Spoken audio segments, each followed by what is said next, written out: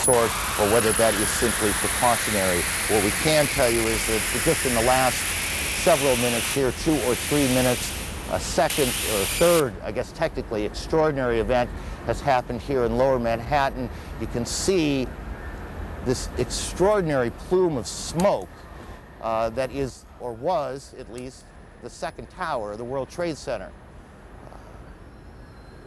Perhaps 3-4 minutes ago, you could, from where we were standing, see that second building that is just a bit to the south of the first building, but you can't see it anymore. It is covered with smoke. A large plume of smoke also coming still from the first tower, where the first plane hit at about 8:45. We can, by the way, if we can cue the tape, we can show you that second attack, or at least the second explosion in the Trade Center that occurred at about 9:15 Eastern Time. As you can imagine, there you can see to the right of your screen a plane coming in. We do have a report of a hijacked American Airlines plane. It comes into the south side, and then boom, you can see the fire coming out the front, or the north side of the building. I guess that'd be the northeast side of the building. And then just in the last several minutes, there has been a second explosion, or at least perhaps not an explosion, perhaps part of the building simply collapsed. And that's what we saw, and that's what we're looking at as smoke now just covers Lower Manhattan, almost as far to the end of Manhattan Island as you can get, is where the trade centers are. The Sears Tower in Chicago has been evacuated, and we continue to check on the circumstances there. The Pentagon, the State Department, and the White House have been evacuated in Washington as well. The president has, we can show you now what happened just a few moments ago at the Trade Center. Watch the building to the left, to the back of those two buildings. This is just a few minutes ago. We don't know if something happened, another explosion, or if the building was so weakened it just collapsed. But we have one of our producers on the phone, and I didn't get the name, so why don't we just go ahead? You there? Yeah, this is Rose Arcee calling from New York. Rose, tell me what you know. Just a few minutes ago, we saw there's a portion of the building where the first plane struck that seemed to be buckling inside itself, almost as if the top of the building was going to fall. Shortly after that, two people, it's hard to tell whether they were being pushed or they physically approached themselves the sort of river side of the building, it would be the west side of the building, and appeared to jump from the top floors, just under where you're seeing the smoke and fire. That is extraordinary. The South Tower, the World Trade Center, has collapsed. Again, tell me, how long ago was it that you saw this? This must have been about 5 minutes ago, and prior to that, you could see heads popping out of windows right beneath where that big gaping hole is. So there appeared to be people alive right below where the crash point was that were trying to find some way out of there. And just as the thing started to buckle, you saw them plummeting from that top floor. Right, and perhaps this is stating the obvious. We apologize for that, but obviously people were already at work here at the Trade Center when this happened. We don't know how many people have been hurt in all of this. We have no idea at this point. As you look at an aerial shot coming from the, I guess that would be coming from the south of the Trade Center, or what is at least the Trade Center behind those huge plumes of smoke. All airports across the country, every airport in the United States has been shut down as the FAA and the government tries to figure out exactly what has happened, what is at risk, what is not, who is behind it. Are there more explosions, more attacks yet to come? Here in New York, the trading on the New York Stock Exchange has been suspended, at least for now. All bridges and tunnels coming into the city have been shut down as police try and clear the way. We can tell you, as we were coming in perhaps an hour ago, there was a convoy, I can't think of a better word, a convoy of fire and police trucks racing down the West Side Highway, and this is in the middle of rush hour. Obviously, every available fire unit here in Manhattan has been brought to the Trade Center. Outside the White House, John King, our senior White House correspondent. John. Hello, Aaron. They have pushed us even further back away from the White House now, and there are more than a half dozen fire trucks, some of the Secret Service now patrolling the perimeter in Lafayette Park, which is directly across from the White House, have automatic rifles drawn to keep people away from the park, and they're policing back and forth. You can probably hear additional fire apparatus arriving on the scene. Senior White House staffers who were evacuated, all they can tell us is that they were told that there was a credible threat on the White House as well, and that they were told to evacuate the premises. What we do not know is whether or not the Vice President and the National Security Team have stayed inside the White House Situation Room. We know that they were directing and monitoring operations from there as of just about 20 minutes ago. But the White House staff, the Executive Office Building staff, and all the office buildings around, including the Treasury Department and some government and some non-government office buildings, people have been evacuated out into the street. And again, the Secret Service now putting up yellow police line tape, and some of them patrolling Lafayette Park with automatic rifles, which is a scene quite extraordinary here across from the White House. John, tell us as best you can what the government's national security apparatus will do right now. I mean, what do you guess is happening, and where is it happening? Well, I don't want to guess at all, but from the White House Situation Room, a president or a vice president can direct a war, can direct a full-scale world war. The White House Situation Room is where all information, it is accessible to all information from the United States military, from the Federal Emergency Management Agency, from the Federal Aviation Administration in this case. The White House Situation Room is prepared just for situations like this, unfortunately, to be prepared in a time of crisis for the president to monitor incoming information and to direct any U.S. military or non-military emergency response. The White House Situation Room is a bomb shelter, for that matter. That part of the White House is a bomb shelter.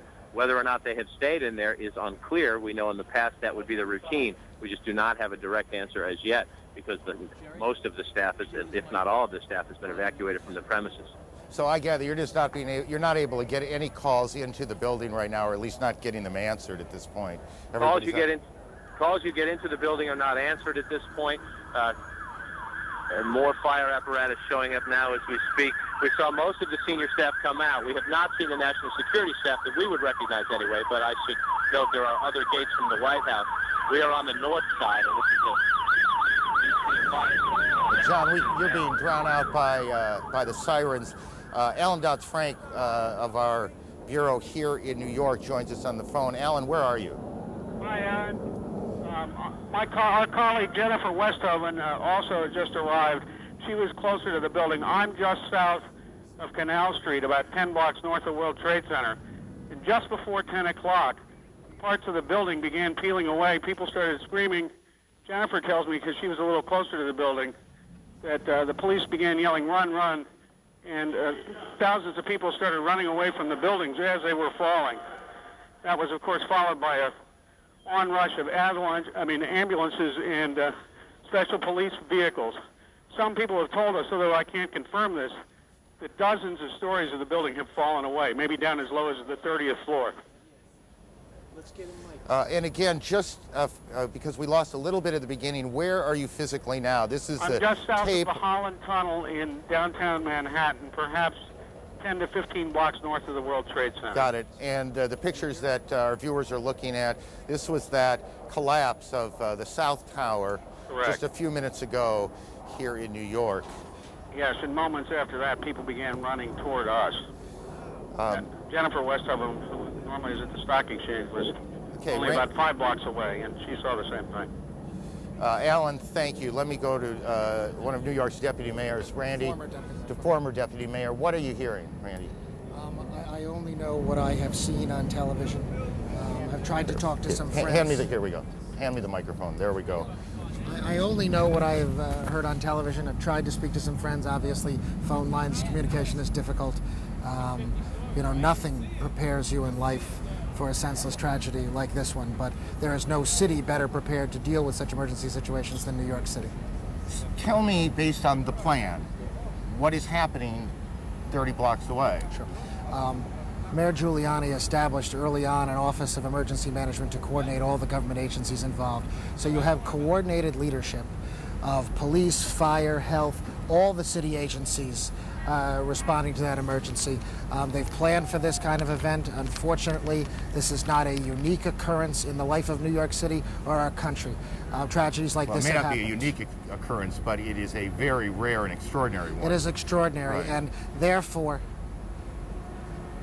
in New York City, we have coordinated response, and they're responding now and providing every help that they can under these extraordinary circumstances. Hang on one second. We have a report now of an explosion on Capitol Hill, and we are checking that out. We have a report of a plane crashing at the Pentagon being evacuated, fire on the mall in Washington, the State Department evacuated, and we have all flights shut down across the country as officials sort out what's happening here.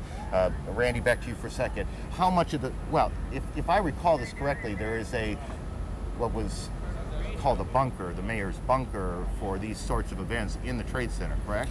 There is an emergency management center at the Trade Center. Clearly the mayor is not there. I have not spoken with the mayor, Okay. so I don't know his physical location, but I do know that coordinated emergency response started immediately. It's something that the city prepares for, and it's something that, under these tragic circumstances, the city is doing everything it can to respond. How much of the plan changed after the World Trade Center bombing in '93? Well, there was no coordinated city response. There was no Mayor's Office of Emergency Management. Rudy Giuliani established that. It's been one of the hallmarks of his tenure, and unfortunately, there are extraordinary circumstances like this one where that coordinated effort has to come into play and is coming into play now. Why don't you, if you can, stay with us for a little bit. Sure. I suspect other questions are going to come up. I want to go through again what we know here at this point, and also point out some things that are not insignificant that we don't know. And one of the things we don't know is we do not now know how many fatalities there have been and how many injuries there are. We can only surmise that this has been catastrophic, a catastrophic event here in New York. Both Trade Center towers hit. One of them appears to have collapsed. How much of it collapsed? These are very large. In any case, we cannot tell you how many injuries, how many fatalities there have been. This is one of those situations that is extraordinarily chaotic. Even in the best of planning, I think it's fair to say that it is chaotic, and officials are trying to do many things at one time. We have on the phone a pilot who witnessed these planes crashing in to the World Trade Center. Sir, can you tell me your name? John, can you hear me? Yes, I can. John, tell me what you saw. This morning we were at Midtown Manhattan in a 31st floor of a building facing south. We saw a 767 flying low down the center of Manhattan Island heading towards downtown Manhattan. At about maybe 20 blocks north of the World Trade Center, we saw the plane veer to the left and fly directly into the north side of the South Tower. So this was the second plane that hit the tower, correct? No, this was the first plane. Got it. John, this was the 767. Got it. John, hang on. Kate Snow's on Capitol Hill. Kate, what can you tell us about the events there? Well, I'm a couple of blocks away from the Capitol right now. I can tell you that about a half hour ago, the Capitol building itself was evacuated. It was a little bit chaotic. Everyone was running out of the building. People ran a couple of blocks away. We have now been pushed back by security. We're within 2 blocks of the Capitol. I did see myself a plane about a half hour ago circling over the Capitol. Now, whether that may have been an Air Force, a U.S. plane, it's unclear. But that seemed to be the reason, according to security guards that I talked with, for the evacuation of the Capitol. They had seen something or heard something suspicious. They've evacuated the Capitol and the surrounding buildings, the office buildings, at least on the House side, which is where I'm standing. There are 3 House office buildings. Those have also been evacuated. We're seeing members of Congress are walking by us here on the sidewalk. I can also, go ahead. Kate, I'm sorry, and if you've said this, I apologize, and I apologize to viewers too. Was there, to your knowledge, an explosion at the Capitol? No, sir, there was not. I can see the Capitol from here. Everything looks to be fine. There was, however, Aaron, a sound about 5 minutes ago that sounded like some sort of explosion. Now, everything's in close proximity here in Washington. It could be that that may have been something that happened at the Pentagon. We're not very clear on that. But we did hear a sound. We heard something that sounded like a loud boom about 5 minutes ago. And Kate, you again, how far away from the Capitol building itself? I'm standing on Pennsylvania Avenue, which is a main artery in Washington, D.C., and I'm about 2 blocks away from the Capitol. I did just see a spokesperson, by the way, for the Speaker of the House, Mr. Hastert, Dennis Hastert, who tells me that Mr. Hastert and other leaders have been evacuated into what he called a secure location. It's not clear where exactly they are, but they've been put somewhere secure. And because we can't see it at this point, just give me a sense of what it looks like there. Are there many, many people on the street? The sidewalks, people are calm. I think most people don't really know what's going on. Most people haven't been watching the news. But the sidewalks are definitely full of people where, normally at this time of the morning there wouldn't be that many people out here. And as I say, I've been passed by numerous members of Congress and senators and staff, who I know well, who have been coming past me asking me what's going on. Kate, why don't you hang around here and continue to report on that. Let me just, again, for those viewers who are joining us at about 20 minutes past 10 o'clock Eastern Daylight Time, let me just briefly recap. Attacks on 2 American cities, New York and the Capitol in Washington.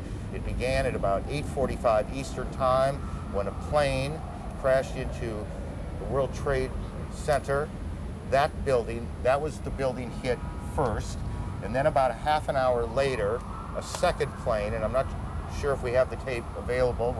If we do, we'll show it to you. You can see the second plane coming in from the right side of your screen, going into the tower itself. This is an extraordinary and troubling piece of tape. The Justice Department is now being evacuated. The second attack on the Trade Center occurred about a half an hour or so after the first one. We have a report, CNN has been told, that an American Airlines 767 jet was hijacked out of Boston today. We don't know which of those 2 planes hit the tower the second time. In the last 10 minutes or so, the South Tower, or at least a portion of the South Tower, has collapsed. CNN's David Ensor joins us from Washington. David, where in the Capitol are you now? Well, Aaron, I'm in our bureau, but I have on the telephone with me Barbara, who is the wife of a friend of mine and who is an eyewitness to exactly what happened at the Pentagon. Barbara, can you hear me all right? Yes, I can hear you. Well, what exactly did you see? Let's look at the Pentagon now as you describe what exactly happened at the Pentagon this morning. As we were driving into town on 395, there was an exit. We were trying to get off the exit for the Memorial Bridge. Off to the left-hand side was a commercial plane that came in and was coming too fast and too low. And the next thing we saw was it go down below the side of the road, and we just saw the fire that came up after that. How large was the explosion? It was large. Was there sound as well? That I can't verify because the windows were up in the vehicle. Was it clear to you what had happened? Yes, definitely. So you believe it was a commercial airliner that was hitting the Pentagon? Yes, and I'm not sure exactly where the Pentagon was in relationship to where the plane went down. But they are relatively close to one another. Whether it hit any part of that Pentagon, I'm not sure. How low was the plane? When it was coming down? Yeah. It was coming down on less than a 45-degree angle and coming down toward the side of the 395. And when it came down, it just missed the 395 and went down below it, and then you saw the boom, the fire come up from it. Were you able to see what kind of plane or what airline it belonged to? No, I did not see what kind of an airline. I just assumed because we were so close to the airport, it was coming into land. But it seemed awfully low to you? Yes, and fast. How big was the fireball? I'm spatially challenged at times, and it was pretty big. What did you think was happening? I know that hit the ground and exploded. Were you frightened yourself? Yes. Everybody stopped the cars, and we all got out of it and so forth. Right. Well, thank you very much. Thank you. Appreciate your talking to us. Aaron, back to you. David, thank you. CNN's David Ensor in Washington. CNN's Brian Palmer joins us on the phone from here in Manhattan. Brian, why don't you begin by telling me where you are? We are in front of the criminal courthouse after being pushed north slightly. We watched one of the towers of the World Trade Center disappear from the skyline. It basically folded into itself in a plume of gray smoke. A crowd of thousands of people dashed up Broadway, followed by emergency services personnel. That's all we know now. We're watching the plume of smoke and debris just sort of waft across lower Manhattan, and people are lining up at this payphone behind me trying to find out whether their relatives are safe. Let me just briefly go to Randy. Randy, just look out there and tell me what you're thinking when you see what now appears that at least part of one of the landmark buildings in this city, one of the most recognizable buildings in the country, is gone. It's the kind of moment you hope will never come. When you have been in government, when you care as much about this city and this country as a mayor like Rudy Giuliani does, it's a moment you pray will never come, and you pray for the families of anyone affected by this tragedy. But as a city, you know, we come together, and our emergency services provide every support they can in the face of such a senseless tragedy.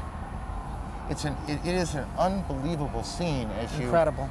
You look down. I mean, we stand here at some point every day looking out at this city this time of year. It's extraordinarily pretty, and you see those two buildings high above lower Manhattan, and you look out there today and you see this gaping hole in one of them, these plumes of smoke that continue to pour from the scene, and you know that there's nothing behind. That second tower, or at least parts of it, are gone. We join now one of our affiliates, WNYW, and their coverage here in New York.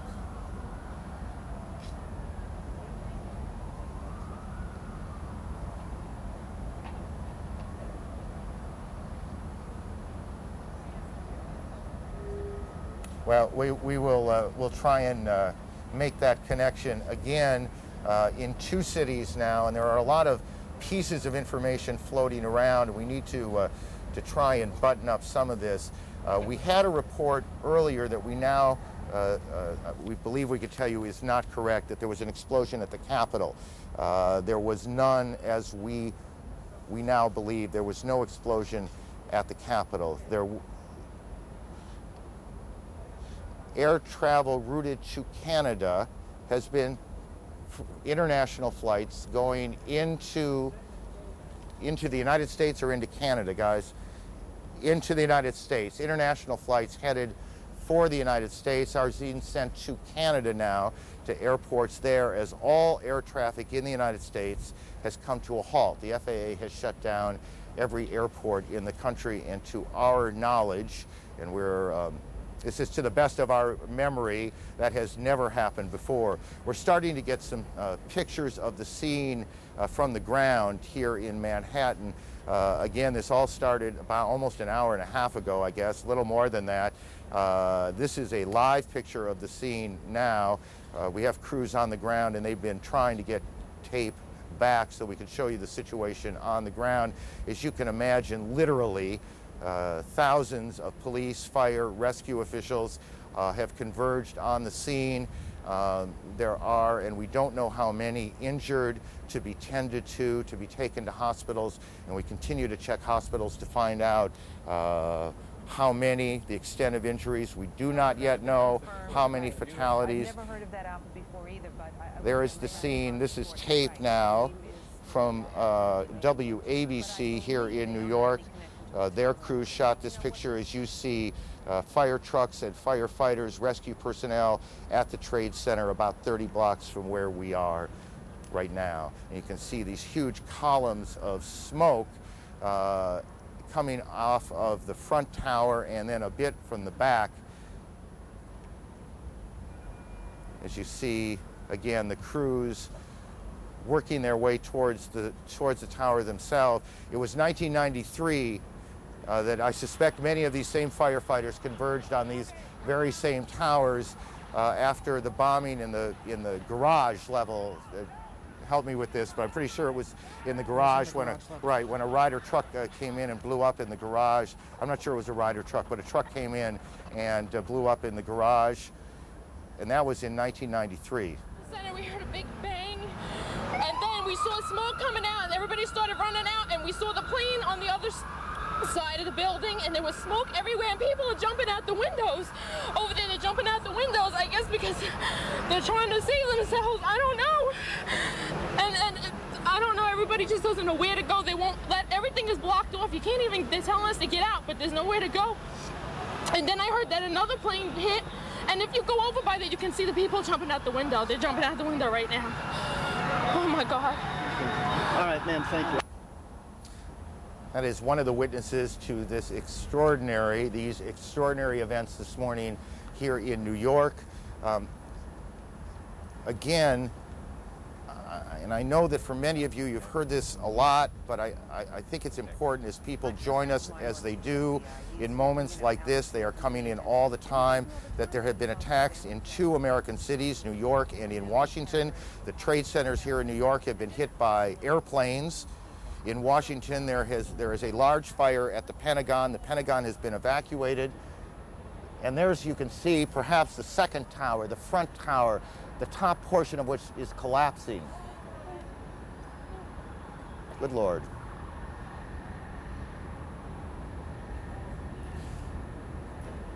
There are no words. You can see large pieces of the building falling. You can see the smoke rising.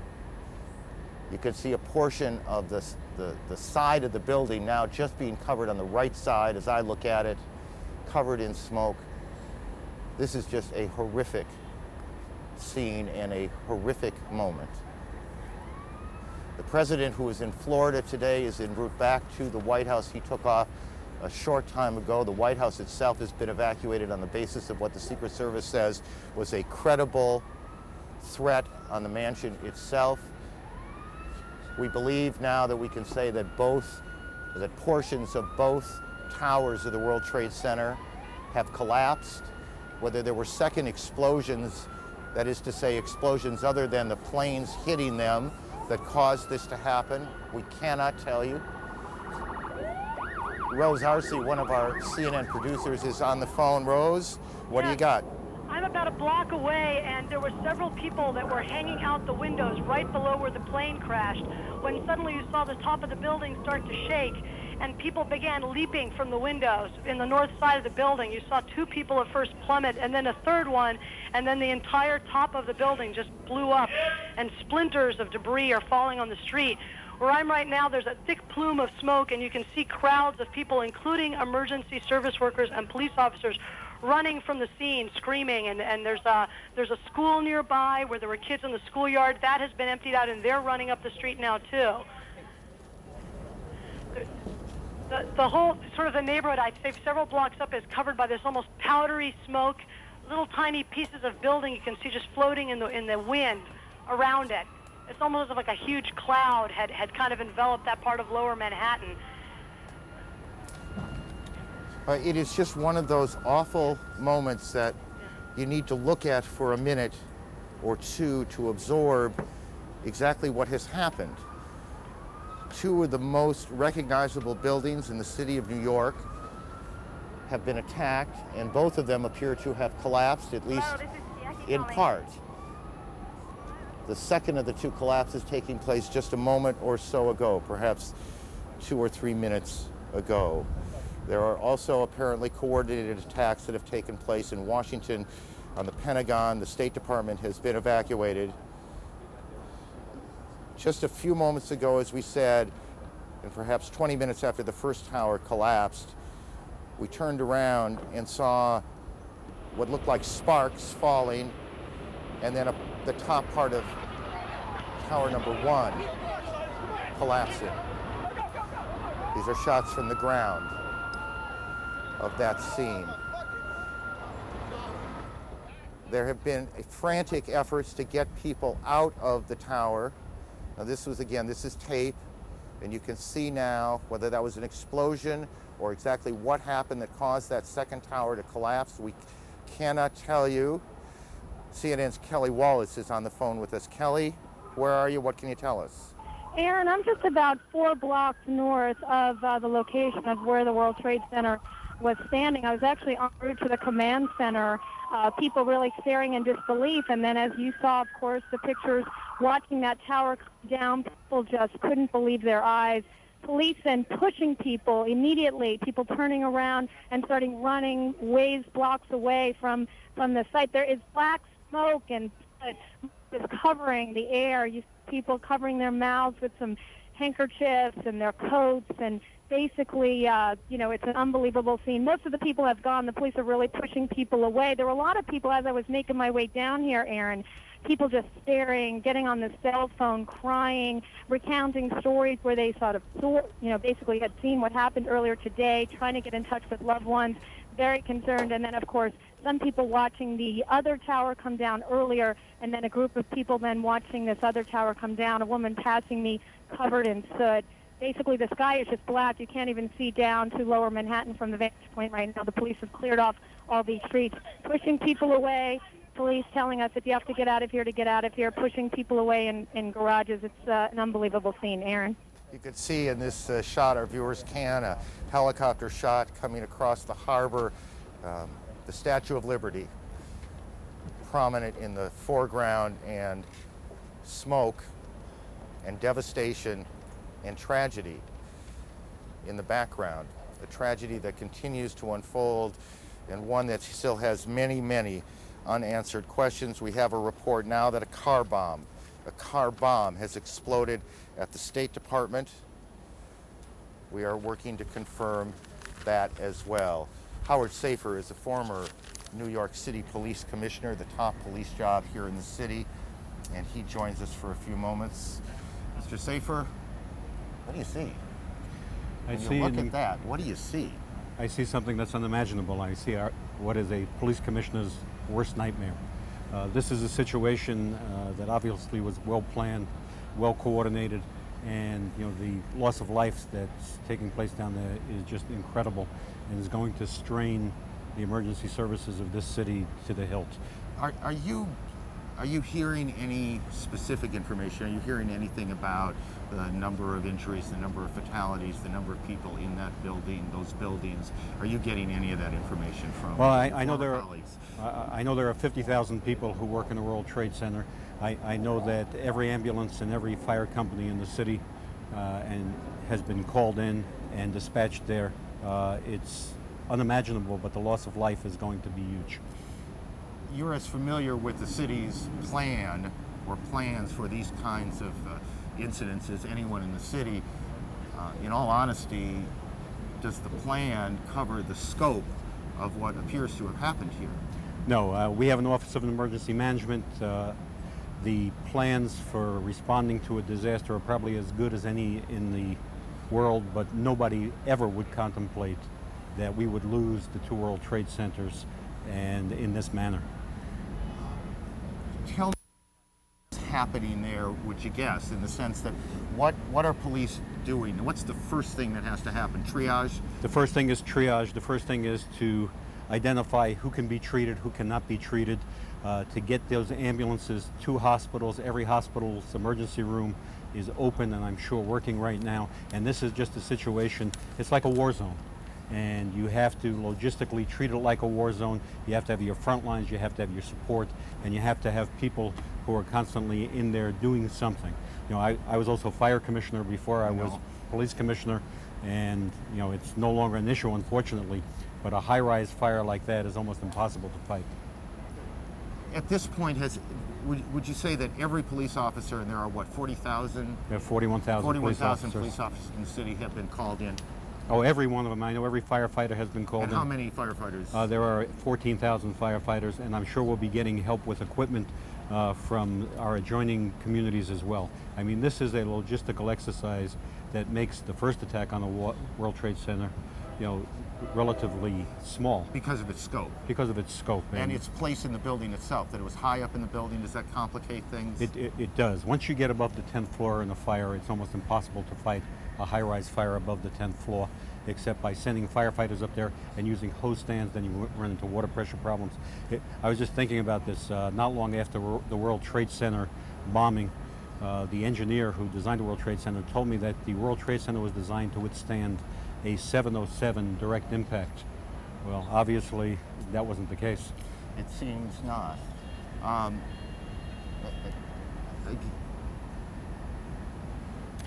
We are getting reports, and we are getting lots of reports, and we want to be careful to tell you when we have confirmed them and not. But we have a report that a 747 is down in Pennsylvania, and that remains unconfirmed at this point, and so we will check on that.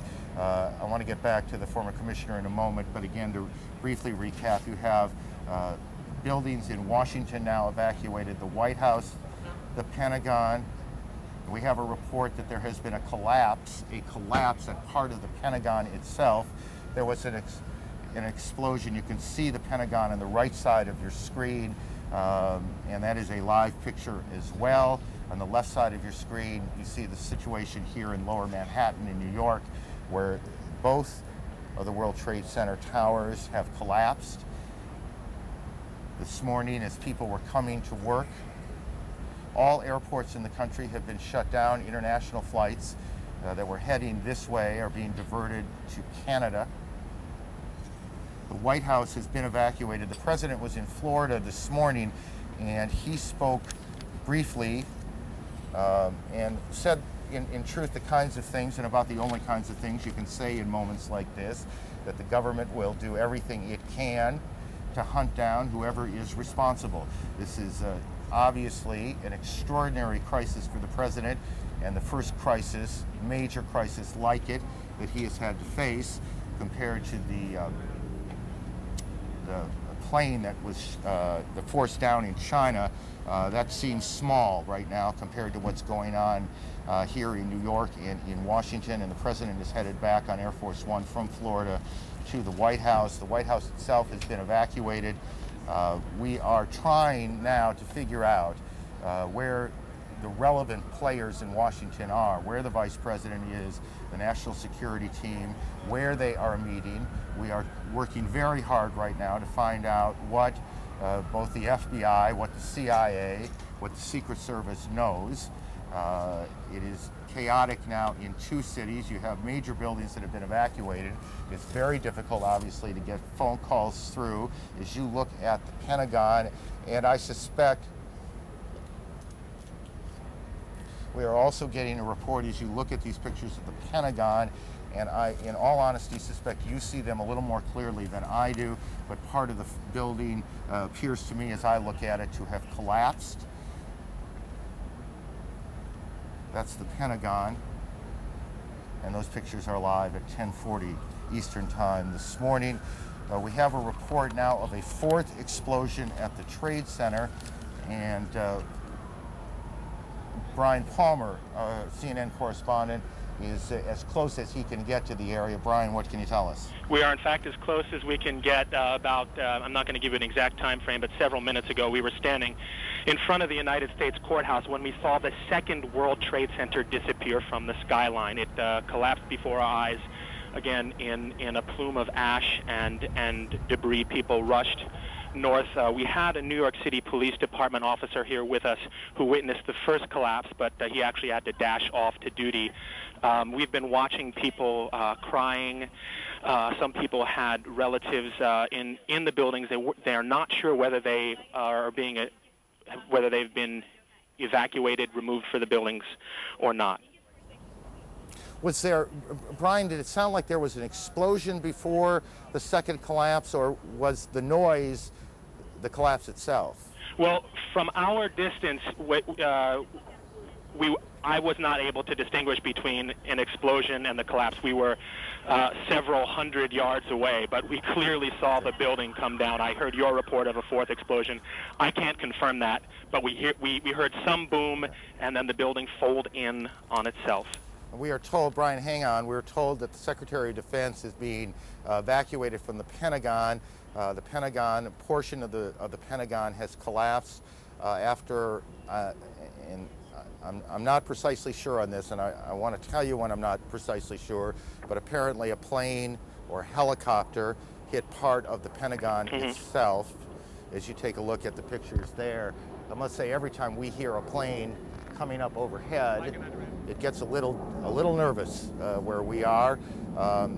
Whatever is happening and whoever is responsible, we have no way of knowing if it's played out yet or if it's just going on. So every time we hear a plane go by, we wonder what the situation is and where it is headed. That sound, we're told by a person here, they believe that is a fighter jet. Federal office buildings around the country, is that correct? All over the country have been closed, or just in Washington? Well, we were not allowed into the federal courthouse here, where CNN maintains a workspace. The officers just said we're not allowing you in. I think that's a security precaution. Got it. Stay with me a little bit. All federal office buildings now, all federal office buildings in Washington, D.C. Are being evacuated as we speak to you now.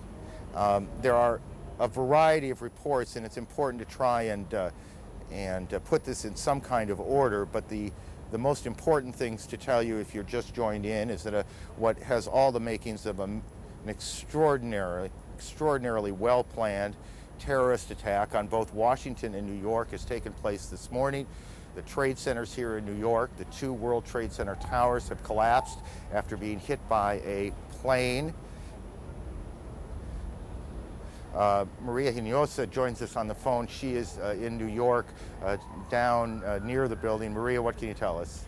Well, I'm actually at St. Vincent's Hospital right now, where at about 40 to 45 minutes after the first explosion, they started seeing patients here. What I'm hearing, and I have not been in the ER yet, is that they have at least 100 patients or more, that several of those people were dealing with issues of smoke inhalation, many of them throwing up, that there were several people who went directly to the operating room who are in very critical condition.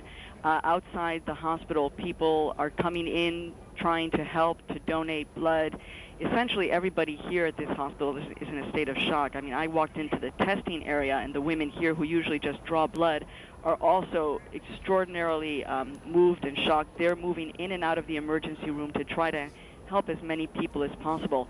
Now, outside a block, about a block away from here, where you really had a bird's eye view of the 2 twin towers, which are the landmarks of New York City, the people stopped, the entire traffic has stopped. People have poured out of buildings and were watching, in fact, as one of the towers collapsed. And then you're really seeing a lot of people trying to move north, away from any place downtown near the World Trade Center area. People are just walking. The subways are stopped entirely all around the area of the World Trade Center. You can't get below 14th Street, and there just feels to be like a massive exodus of people walking north to get away from the area as far away as they possibly can. Maria, I know Kitty Pilgrim is with you as well. That's right, I'm right Kitty, here. tell us what you've been able to report on. I'm actually reporting from Kennedy Airport at the United Terminal, and I was here this morning flying out. When they made an announcement about 20 of 10 that all flights were grounded, people thought it was just the normal course of airport business these days, and so there was not much of a reaction, and then the news started to trickle through. It was not an official announcement made over the intercom. Kitty, let me interrupt for just a second. The Associated Press is reporting that federal officials fear that a second hijacked plane or another hijacked plane is headed towards the Pentagon, and I'm looking for the time on this. We will continue to check that out. Kitty, I apologize for interrupting. Why don't you continue?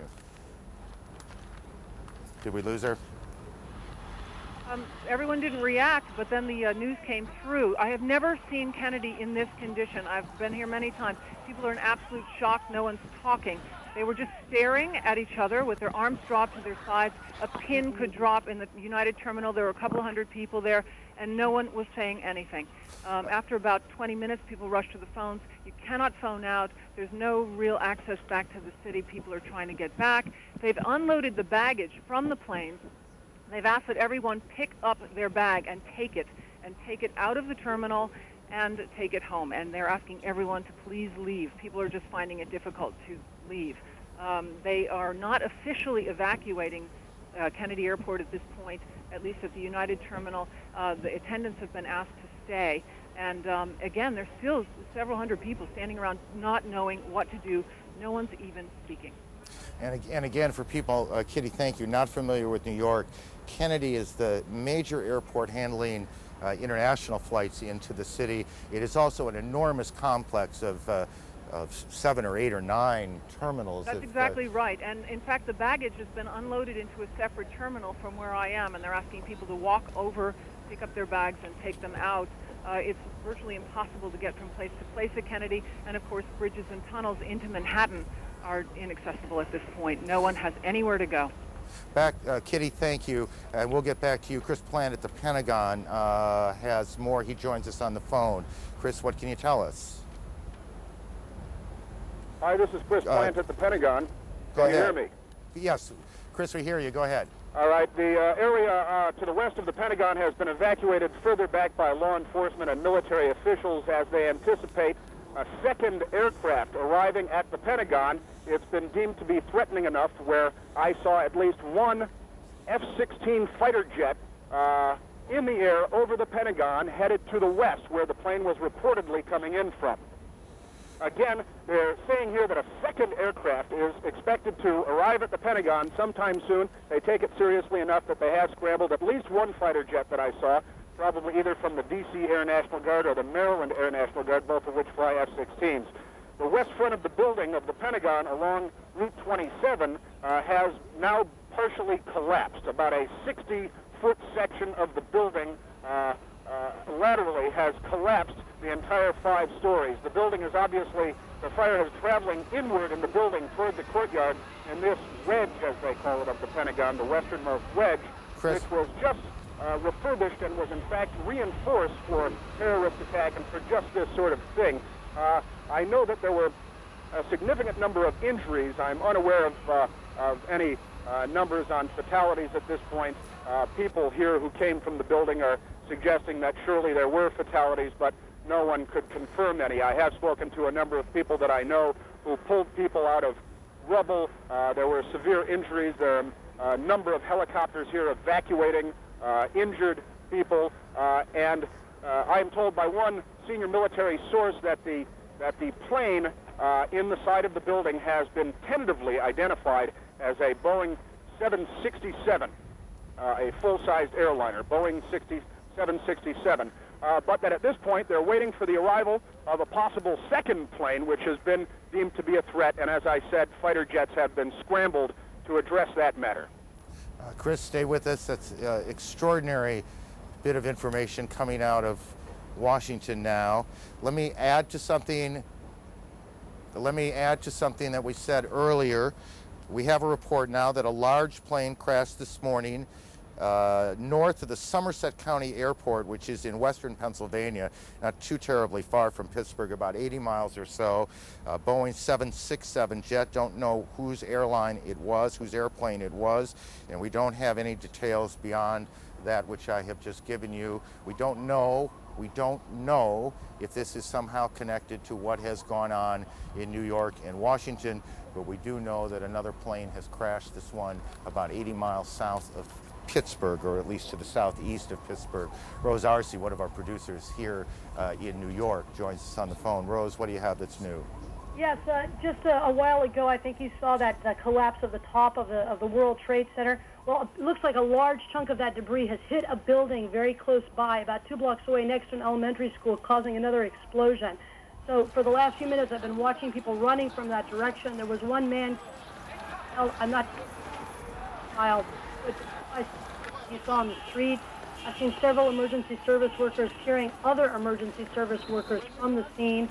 There's a haze everywhere. It's very, very difficult to see, but there has been the whole area has been covered by soot and ash, such that it looks almost like snow. So as people are coming up the street running from the scene of this new explosion, you can see them slipping on the ash and literally having to drag each other up the street. There's an incredible amount of panic down here in downtown Manhattan as people are realizing that they really need to leave the area entirely after spending the last hour or so just watching this from afar. Rose, stay with us. Terrific work. Let me throw another couple of pieces of information out as we continue to put this all together into a straight line if we can. The United Nations has been evacuated. The United Nations building on the east side of Manhattan has been evacuated. The city is in, this is election day, a primary election for mayor and city council races here in New York. That election has been postponed until further notice. Obviously, we are in the middle of an extraordinary catastrophe that started about 8:45 Eastern Time here in New York when one plane crashed into one of the towers of the World Trade Center.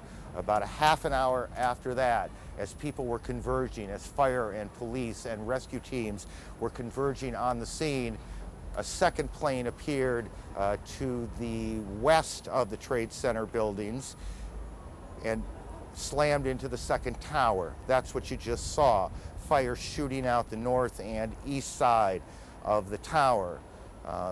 Shortly after that, we began to get reports of events taking place in Washington.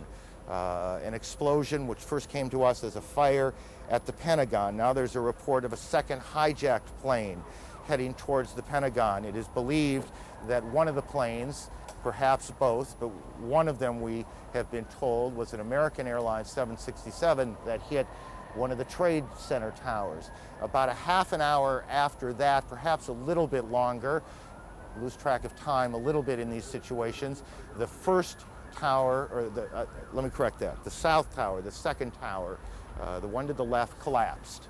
It collapsed in a cascade of smoke and spark, and what we cannot tell you is if there was a second explosion that caused that collapse or if it was simply, that's the first one, that's the south tower collapsing, and that was about a half hour, give or take, after the planes hit the tower. Then shortly after that, just as the smoke was starting to clear away, the second tower, and that's what you're looking at now. Again, this was not very long ago, 10, 15 minutes ago. The second tower, it almost looks like one of those implosions of buildings that you see, except there is nothing controlled about this. This is devastation. How many people? There are 50,000 people who normally go to work in the Trade Center buildings. How many of those people had arrived already? How many of those people were trapped on the upper stories? How many of those people have been hurt? How many of those people died? We cannot tell you now. We can tell you that hospitals throughout the New York area are receiving literally hundreds of patients, and they are performing triage. They are trying to figure out who could be treated, who needs help first. This is sort of standard operating procedure. We are just being told now that Israel has evacuated all its diplomatic missions around the world. Israel has evacuated its missions. We are told now that Yasser Arafat has condemned these attacks, and we don't know yet who's behind them. Britain has condemned these attacks. Germany has convened its National Security Council, and we will check and see if events are going on in those places or if that is simply a reaction to what has gone on here in Washington and in New York. CNN's Gene Meserve joins us on the phone from Washington. Gene. K Street, which is one of the major thoroughfares here in Washington, it is absolute gridlock. It takes about 15 minutes to drive one block. Ordinarily, this time of day, there'd be nothing near this kind of traffic. You see pedestrians filling the sidewalks, many of the businesses and offices here having closed. You see cars absolutely pouring out of the parking lots, contributing to the absolutely horrendous traffic situation. Many people trying to use their cell phones. However, cell phone service has become very difficult in this town because of the crush on circuits. For the most part, people appear to be very calm and collected. I will tell you, though, that as I drove, I looked at the car next to me full of some young women who I would guess were in their 20s, several of them crying their eyes out, obviously very upset as they listened to the radio and heard the news of what is happening in this city in New York also. Aaron, back to you. Gene, thanks. Gene Meserve in Washington this morning as she and the rest of the organization continues to gather what facts we can, what facts are available in the wake of the extraordinary chaos that has followed this extraordinarily horrendous terrorist attack. American Airlines We are told one of the planes involved in this was a hijacked American Airlines 767 out of Logan Airport in Boston. American Airlines will say what is known. What is known as you look at the White House being evacuated a short time ago, or is that live? And I'm not sure on my monitor which it is. I believe it's taped from a short time ago. In any case, American Airlines will talk to reporters in about a half hour or so, 11:30 Eastern Time. One of its planes involved in this, and we will bring that press conference to you live when it happens. Here in New York, hospitals are being overwhelmed as hundreds of patients are being brought in and being treated. We cannot tell you, we would not even begin to guess what the numbers in this will be, how many people will have died by the time this day is over, how many injuries have taken place in both Washington and New York. But as former Police Commissioner Howard Safer told us a few moments ago, obviously the numbers are going to be extraordinary. Who do we have on the phone, guys? Just help me out here. Patty, are you there? Yes, I am here. What do you got? About an hour ago, I was on the corner of Broadway and Park Place. That's about 1,000 yards from the World Trade Center when the first tower collapsed. It was a massive explosion. At the time, the police were trying desperately to evacuate people from the area. When that explosion occurred, it was like the scene out of a horror film. People started stampeding away from it. Patty, I'm going to interrupt you for a second. We told you there was a second plane that went down, this one around 80 miles or so southeast of Pittsburgh. We'll try now to connect with KDKA TV in Pittsburgh. Well, just so much for planning. We will try again. Again, we have reports that a plane has crashed in the Pittsburgh area, southeast of Pittsburgh, about 80 miles. And at varying times, we've heard that this was a 767 and a 747. I'm not sure it matters which it is. What matters is that a plane has crashed in the Pittsburgh area. The Pentagon continues to monitor reports that another plane, a hijacked plane, is headed for that area. All flights have been canceled around the country. International flights heading towards the United States are being diverted into Canada this morning. Patty, let me go back to you as we look at some tape from the ground. Patty, why don't you go ahead and continue? Okay, Aaron, I'm in the main building of Pace University, which is inside the fallout zone of all the debris from the two building collapses. At the time of the first building collapse, I was at Broadway and Park Place. There was a huge cloud of smoke. It overcame the crowd. People were stampeding. Literally, the debris was so thick you could not see your hand in front of your face. I ducked around into a building that was on Park Place and Beekman Street. When I was in there, people were coming in, they were crying, they were wailing. You couldn't see anything outside. After the smoke had cleared a little bit, I came outside. The scene was like a ghost town in the financial district, very eerie. You saw people being wheeled on gurneys away from the site of the explosion. People were coming out with masks over their face, anything they could put over their face, because the air was still very thick with debris. The ash on the ground is at least 2 inches thick. It's more like snow cover, a very eerie snow cover blanketing downtown Manhattan right now. Now, at the time, I was back on the corner again of Broadway and Park Place. At that time, the police started running toward us, telling everybody to move who was left on the street. I looked up, and that's when I heard the, pardon me, that's when I heard the explosion. That's when the second tower came down. Again, whoever was left on the street started stampeding. I'm in the office. Right now I'm in the main building of Pace University.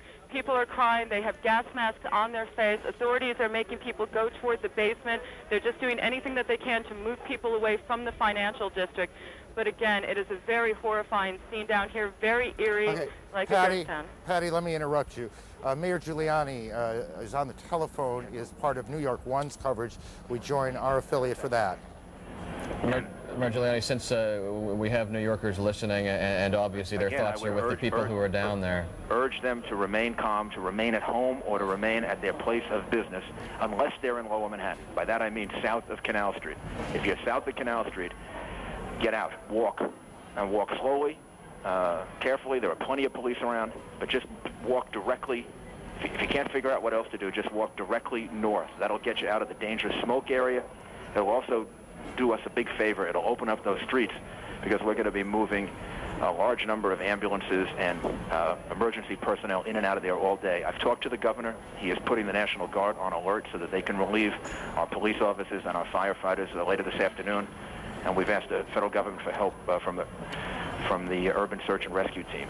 So right now, we're using all of our police and firefighters and emergency personnel to help the people down there. Later on, we're probably going to need reinforcements. Mayor Giuliani, I realize that it must be more than a chaotic situation, particularly since the bunker has been compromised and cordoned off. But can you give us any sense? There are so many people watching now who must have loved ones down in that area and are concerned of the systematic... My heart goes out to them. I've never seen anything like this. I was there from shortly after it happened and saw people jumping out of the World Trade Center. It's a horrible, horrible situation. And all that I can tell them is that every resource that we have is attempting to rescue as many people as possible, and the end result is going to be some horrendous number of lives lost. I don't think we know yet, but right now we have to just focus on saving as many people as possible. Can you give us a sense of if there is in fact some system being implemented, what that system is, and where people are being taken? People are triaging. People are being taken to every area hospital possible, even virtually within minutes. I drove down right past St. Vincent's Hospital, and I could see them actually on the street ready to take people, and that was within minutes of the first airplane hitting the World Trade Center. So the hospitals are ready. We'll be moving them to all different area hospitals, triaging them. The main thing is having those streets open so that we can get people in and out of the southern part of Manhattan as quickly as possible, so that we can move them, to hospitals all over the city. And Mayor Giuliani, we'll let you... That system is in place. They're doing it. We just need the cooperation of people in getting out of there. We'll let you get back to the operations there, and we do appreciate you taking the time for us here. But once again, the only thing to do now is to remain calm and try to assist in the rescue effort. Thank you. Now let's pray. That's New York's Mayor Rudy Giuliani talking to a CNN affiliate New York One here, saying that clearly there's going to be tremendous number of lives lost on these attacks here in New York, urging people to stay calm and to leave the area calmly. The area is in the southern part of Manhattan, way down on the tip of Manhattan Island. The mayor urging people to calmly move north. CNN's Jamie McIntyre is at the Pentagon. Jamie, why don't you start, if you can, at the beginning here as we try and put some order to all of this. What happened? Well, let me just describe the scene that we have here, and I'll back up a little bit. But right now I'm looking at the charred facade of the Pentagon, a huge gaping hole on the side where the Pentagon heliport is located, the side that faces Arlington Cemetery. In front of me is a long line of rescue personnel with backboards. They're just waiting for victims to be brought out so they can rush them to nearby medical facilities. I see a few victims being treated on the grass outside the Pentagon. Firefighters continue to pour streams of water onto the side of the building, and a huge black cloud of smoke continues to billow out. It is a scene of utter destruction here. I'm sure it pales in comparison to the World Trade Center, but I've never seen anything like this myself in the history of the Pentagon. There's been nothing like this. Again, a huge gaping hole. You can see the exposed 5 floors of the Pentagon offices just ripped apart. Our report is that an aircraft of some kind, and at least one witness identified it as a civilian aircraft, hit the side of the building shortly after the incident in the World Trade Center this morning. People who were in their offices nearby reported hearing a huge explosion, seeing shards of shrapnel come by their window. The entire Pentagon has been evacuated. Short time after this attack, there were urgent announcements made over the loudspeaker telling people to quickly get away from the building because they had reports of a second plane heading this way just 2 minutes away. F-16 jets were scrambled over the Pentagon. I saw several of them go by, but no second plane ever materialized, and the building remains completely evacuated as firefighters continue to pour columns of water on the devastated side of the Pentagon, and rescue personnel continue to whisk victims away. We have no report at this time of how many casualties. Clearly, dozens and dozens of people have been hurt. and we presume that there have been some deaths as well. It's hard to imagine otherwise, considering the extent of damage to the side of the building. And I can see just some of the windows beside a stretch of the building, perhaps 40 or 50 feet wide. Just looks like it has collapsed under the weight of the impact. Aaron? Jamie, thank you. So we have planes hitting the Pentagon, or plane hitting the Pentagon, 2 planes hitting the World Trade Center's towers in New York. Alan Dodd-Frank joins us on the phone in Lower Manhattan. Alan? Aaron, just 2 or 3 minutes ago, there was yet another collapse or explosion. I'm now out of sight. A Good Samaritan has taken me in on Duane Street. But at 11:15, there was another collapse or explosion following the 10:30 collapse of the second tower. And a firefighter who rushed by estimated that 50 stories went down. The street filled with smoke. It was like a forest fire roaring down a canyon. Now, as I think Patty Sabga and others have told you, all of Manhattan is covered, downtown Manhattan is covered with thick white ash and building material. The ambulances have been coming now from as far as Long Island. All the rescue workers are being equipped with gas or face filter masks, and firefighters have been arriving even by pickup truck. Otherwise, the streets are now deserted. Alan, thank you. Alan Dodd-Frank in Manhattan. A little more on this plane crash, which is the 4th incident, if you will. There was the plane crash at the Pentagon, crashing into the Pentagon. There were the 2 planes that hit the World Trade Center here in New York. And we don't know whether this 4th one is related or not, but the report is that a 747 en route from Chicago to New York City crashed in Somerset County, Pennsylvania, about 80 miles to the southeast of Pittsburgh, Pennsylvania. That's the incident. That's what we are hearing. And I'm standing next to a fireman. He said, yeah, they just bombed the Pentagon, too.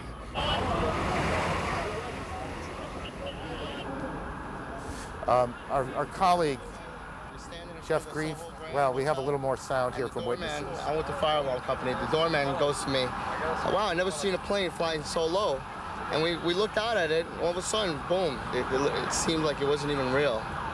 And we came running over here closer to the place, and all of a sudden we saw the other explosion. I don't know.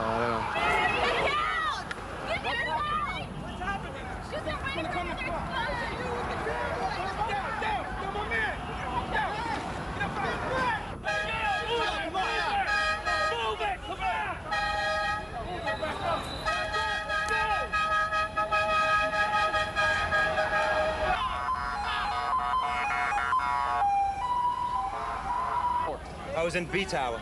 A tower. What floor were you on? B1. What floor? The first one. What happened? Tell me. When a big explosion happened, some guy came out. His skin was all off. I helped him out. This is him all over.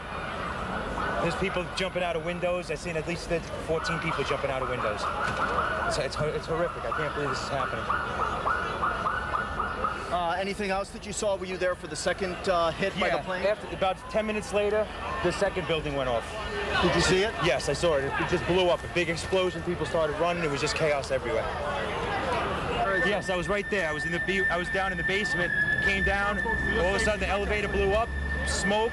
I dragged the guy out. His skin was hanging off, and I dragged him out, and I helped him out to the ambulance.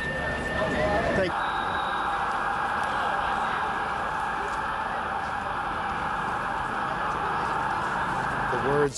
The words of some of the witnesses here in Manhattan this morning, and the pictures of what will, I suspect, before this is over, go down as one of the most horrific days in our lifetime. We're joined by our colleague, CNN's Jeff Greenfield. Aaron, you know what? In 1993, when terrorists bombed the World Trade Center, their plan was to knock one of the towers into the other, bringing them both down. That disaster was averted, and bad as that was, in a sense, America was lucky. Another terrorist attack in the planning was interrupted to blow up the Lincoln Tunnel and submerge dozens, maybe hundreds of people. At the eve of the millennium, a suspected terrorist, was intercepted, you remember, at the Canadian border on his way to Seattle. And I know that not so long ago, former President Clinton, in a private talked to a group, ruminated on how lucky the United States has been over the years with the combination of luck and the skill of anti-terrorist people to avoid such things. What we are seeing now is nothing less than the worst nightmare that one could imagine come to life, probably worse than anyone could have imagined. You may remember that Tom Clancy wrote a novel that ends with a terrorist hijacker crashing into the Capitol. The worst act of terrorist violence on American soil, the Oklahoma City bombing, killed fewer than 200 people. All we know today is that tens of thousands of people worked in that complex that has been destroyed. And I hate to say it this way, but this may be the day that America's luck ran out. Well, it is hard, isn't it? I mean, you look out here, and you see the Statue of Liberty to the right, and these buildings off to the left, the attacks on Washington. We don't know a lot about who's behind this or what this is all about, but the symbolism of these attacks is extraordinary. CNN's David Ensor is in Washington, and he joins us. David? Aaron, I'm talking to U.S. officials who are obviously working on who is responsible for this. Their working thesis is that this is overseas terrorism, not domestic. They say they cannot rule out additional attacks yet to come. In terms of claims of responsibility so far, there is an Agence France-Presse report in which a group with the word Palestine in the name claims responsibility. And there is also a report quoting personnel close to Osama bin Laden, the fugitive Saudi accused terrorist, denying that that group was involved. But again, U.S. officials say they can't shed any light on whether these reports are correct or incorrect. Usually when this kind of attack occurs, you have claims of responsibility from all sorts of people who had nothing to do with it, so it's a very fluid situation at this point. But the Central Intelligence Agency of the United States has been evacuated from its headquarters in Langley, Virginia. There are some key personnel still in the headquarters, but the operations center has been moved elsewhere. U.S. officials saying they don't want to talk about where exactly the headquarters staff and operations staff has been moved to. But that staff is focusing now on trying to find any shred of information that could help the U.S. government figure out who is doing this and how to put a stop to it. Aaron? David, you tell me if I'm right or wrong here. As a practical matter, there are not a whole lot of groups that the United States government knows about that are sophisticated enough, have the kind of money, the resources to pull off something like this. Fair enough? That's absolutely true. And obviously, despite the denial, attention will quickly turn to the bin Laden group because it has long tentacles. It has connections with all sorts of other groups. We saw at the Millennium a group of Algerians apparently involved in trying to arrange bombings in the United States, and now there is evidence being produced in court sessions that those Algerians were working for the bin Laden group. So that group certainly will come under immediate suspicion. There are very few others that could have pulled this off. Aaron? Right, I mean, just because of the enormity of it all and the sophistication required to stage these multiple attacks, this is not something some small cell can pull off. This is obviously a group or groups, well-financed and extraordinarily well-organized. That's correct. Now, another thing you'll notice is that you remember the attack on the USS Cole in the Yemen harbor. That was the first time that kind of an attack using small boats with bombs in them had been used against an American warship. It worked once. Now the U.S. Navy has taken steps to make that much more difficult to do. Officials saying this may work once. They will now have to take measures to try to make sure that this kind of thing can't be done again. But these are apparently hijackings of civilian aircraft. So it was a sort of modus operandi that was dreamed up in some evil terrorist's mind and done on a massive scale here today, Aaron. David, thank you. CNN's David Ensor, our national security correspondent, on what he is hearing, what he knows, what the reports are as we approach 11:20 Eastern Time. For those of you just joining us, and as you can see on your screen, the Taliban, the government in Afghanistan, expected to make a statement soon, and we'll monitor that for you. For those of you just joining us, let me try and put as many of these pieces together as I can as we stand here in New York. At about 8:45 Eastern Daylight Time this morning, the first of the Trade Center towers was hit by a plane. It crashed into the south side of the tower. About a half an hour later, a second plane came from the right, and you can see it coming behind the first tower, and then it hits the tower, and you'll see the flame and smoke coming out, I guess 3/4, maybe a little more, up the tower. That's where this all began. About a half an hour after that, the first of that tower that is now you see in flame there in your shot collapsed. The top collapsed. And there was an enormous, I don't want to say explosion, but there was an enormous plume of smoke, sparks, as we looked over from where we're standing. And then a little bit after that, and I want to be careful on time because it seemed perhaps 10 or so minutes, but I'm not sure. The second tower, which in fact was the first one hit, collapsed as well, and that's what you're about to see. Our reporters in the area say they heard loud noises when that happened. It is unclear to them and to us whether those were explosions going on in the building or if that was simply the sound of the collapse of the buildings as they collapsed, making these huge noises as they came down. But as we look back, the smoke now, which has gone from white to a kind of gray, clearing away, we are, I guess, Jeff, I want to know what's behind the smoke, but I have the worst feeling is that very little. And the fact is that we've already been hearing from even the fragmentary reports from people on the ground, stories beyond horror, people jumping out of windows because of the flames. The fact that this happened shortly before 9 and then the second hit shortly after 9 means that most of the people were either right in the vicinity or actually at their desks. So one doesn't want to be overly grim, but the fact is there were thousands of people were in these two buildings. And again, 50,000 people come to work in those buildings.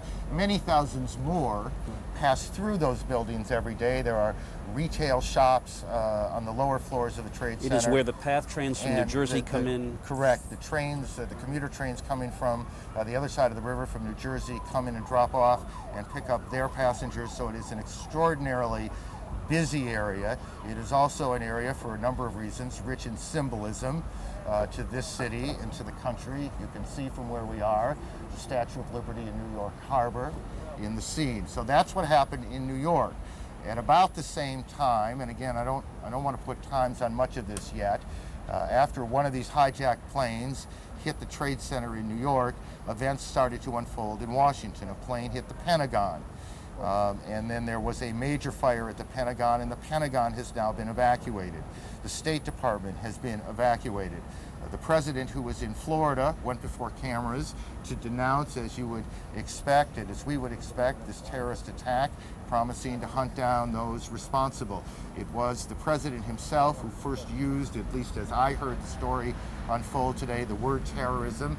There was no doubt in his mind, at least. The president now is heading back.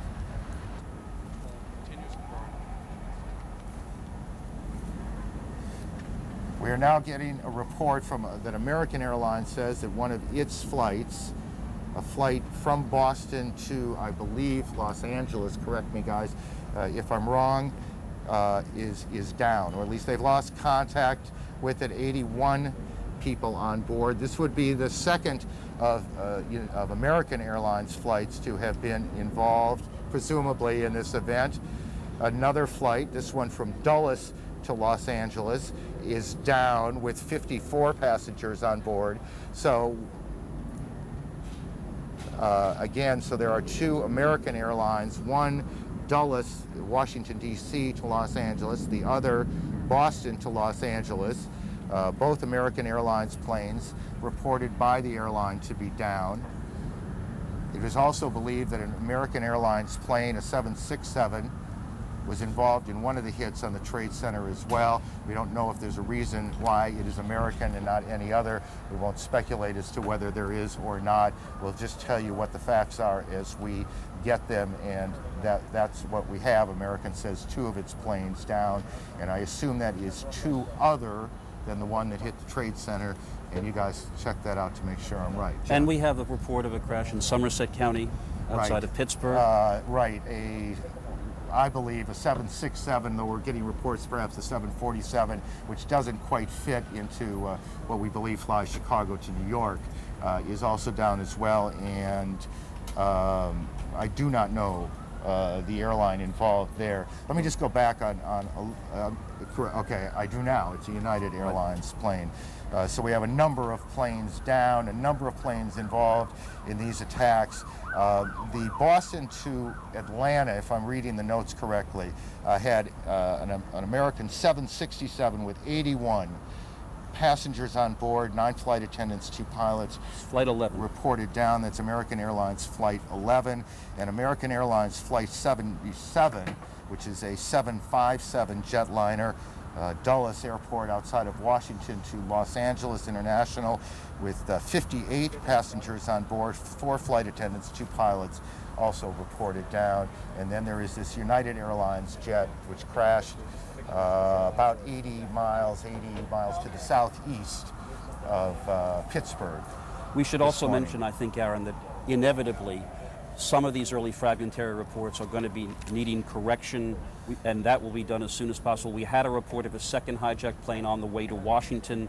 Capitol Police were reporting that there have been no signs of that plane. We simply, at this point in this awful story, have to just tell our viewers we will do everything we can to report this accurately. If fragmentary reports need amending or correcting, that will be done immediately. And I think in fairness here, there is in a number of places right now, perhaps 4 or 5, chaos.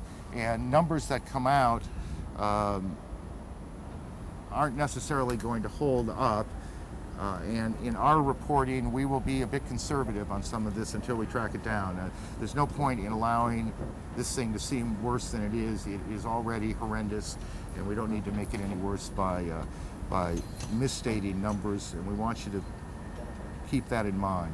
CNN Medical Unit reports that the Center for Disease Control in Atlanta, the Centers for Disease Control, is preparing bioterrorism teams to respond to the incidents.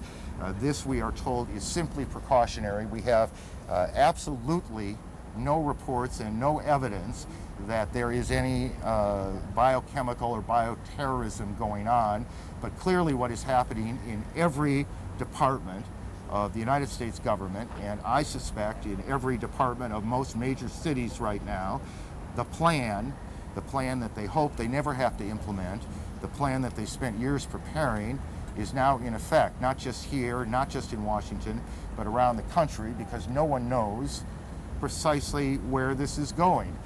CNN, my colleague Judy Woodruff joins us from Washington. Judy? Aaron, we've been watching this here in the Washington Bureau. I'm in the studio now, just a few blocks from the Capitol, from the United States Capitol, and the first thing I want to tell you is that everyone, I'm sure, on their minds is God rest the souls of those who've lost their lives this morning in New York, in Washington, near Pittsburgh, in Pennsylvania. It is just a story for which there are no words to describe. Here in Washington, we are keeping a very close watch on the Pentagon. You've been reporting, Aaron, and other CNN correspondents. A plane evidently crashed, a commercial jetliner crashed into the Pentagon earlier this morning. Approximately 60-foot section of this building, which is, of course, the headquarters of all the military for the United States, was on fire as a result of this crash, and then collapsed. These are some of the pictures we've been bringing our audience from the Pentagon. We've watched people being treated by first aid personnel there. We have no information yet on casualties, on the number of people who may have been hurt or may have died in this incident, although emergency personnel on the scene have said surely there have been casualties there. Elsewhere in Washington, every federal building has been evacuated or is in the process of being evacuated. I'm now told that United Airlines is now saying that flight, can you tell me the number of the flight? 93 has crashed in Pennsylvania. Now, a flight from Newark, New Jersey to San Francisco. Now, we don't know if this is the same airplane that Aaron was reporting a little earlier crashed in Somerset County near Pittsburgh. Aaron had reported that some minutes ago, and now we are getting a confirmation from United Airlines that its flight, United 93, on the way to San Francisco has crashed. So we now have at least two commercial airline companies in the United States. American Airlines reporting 2 of its passenger jets down, one flight Dulles in Washington to Los Angeles, and then another flight from Boston to Los Angeles down, and now we have United Airlines reporting at least one airline or airliner down with concern about another one. So the pieces of this story continue to come together. I have to say, in my 30 years as a journalist, I have never seen anything like this, never covered a story of the dimensions of this, and I'm sure it's safe to say that's the case for my colleague Aaron Brown and for any one of the other many correspondents, producers, and others with CNN and our colleagues at the other news networks. And I would just remind you that CNN right now has producers, correspondents all around the world who are watching for any more information that we can bring you at this point. As Aaron and Jeff Greenfield have been saying in the last few minutes, everything we have right now is fragmentary. We are simply reporting to you what we are learning from police, from the federal government, from the CIA, from David Ensor, from our other correspondents. And I'm now told that former U.S. Army Commander General Wesley Clark is joining us on the telephone. Former commander of NATO, the North Atlantic Treaty Organization, is joining us from Little Rock, Arkansas. General Clark, from your knowledge of the military, you know the Pentagon. What are you thinking right now? Well, good morning, Judy. First of all, we've got to try to assess what's really happening, and as all of the news reports indicate, it's clearly a coordinated effort. It wasn't announced, and it hasn't been announced that it's over, and we don't know how it will finally conclude, so there's likely to be more trouble before all of this concludes. So we've got to protect the American people first. We've got to look after those who are injured. We've got to take precautionary measures to deal with future incidents, and I think all of that's underway with a lot of responsible action by people everywhere. The damage at the Pentagon is unclear from all the news reports that I've seen. The one report that said it crashed into the Army side of the building.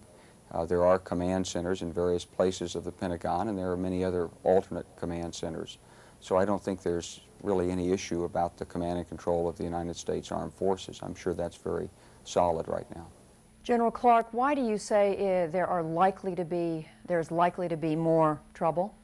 Well, we're hearing still reports of aircraft that are out there. There's no way of knowing when all of the possible incidents have either taken place or been aborted by whoever it is that's behind this. And so we have to be ready for whatever might happen next. General, can you give us some sense of, clearly the United States has never experienced anything of this magnitude, but what are the leaders of our military, the Joint Chiefs, the Secretary of Defense and others, what presumably are they doing right now in order to be on top of a situation where you have the Pentagon on fire, New York City in a state of chaos, and every federal building in Washington evacuated? Well, first of all, we'll be trying to assess what happened. We'll be making sure that the protection posture of our bases worldwide and all of our units out there is raised so that we're able to protect our forces and our family members, and then we'll be looking to provide assistance to wherever such. And Gloria felt